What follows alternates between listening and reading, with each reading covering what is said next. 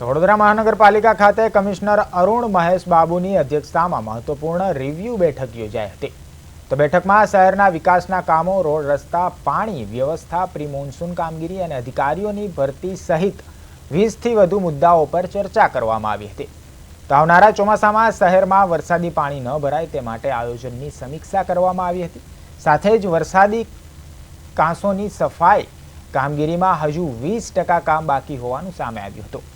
તો બેઠકમાં ડીઝલ વાહનોને સીએનજીમાં કન્વર્ટ કરવાની યોજના, નવી ઈ-બસો માટે ચાર્જિંગ સ્ટેશનો, નવા બસ સ્ટેન્ડ અને સુરસાગર તળાવ ખાતે લેઝર શો જેવી યોજનાઓની સમીક્ષા પણ કરવામાં આવી હતી। શહેરમાં આડેધડ પાર્કિંગ સામે કડક કાર્યવાહી માટે પાલિકા પોલીસ સાથે મળીને ટોઈંગ કામગીરી વધારશે તેવી પણ ચર્ચા થઈ હતી। જે નવું સ્ક્રેપમાં ગયા પછી નવું ગાડી આવશે એ બધું અમે ઇલેક્ટ્રિકમાં જવાની પ્લાનિંગ કરી રહ્યા છે અને જૂના ડીઝલને સીએનજીમાં પણ કન્વર્ટ કરવાની પ્લાનિંગ છે।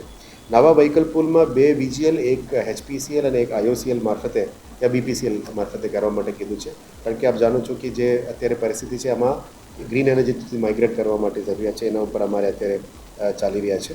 સાથે સાથે અગત્યની પ્રોજેક્ટ્સમાં વાત કરીએ તો એક સ્કલ્પચર પાર્ક લિનિયર પાર્કમાં પણ કરવાના અત્યારે પ્લાનિંગ ચાલી રહ્યા છે।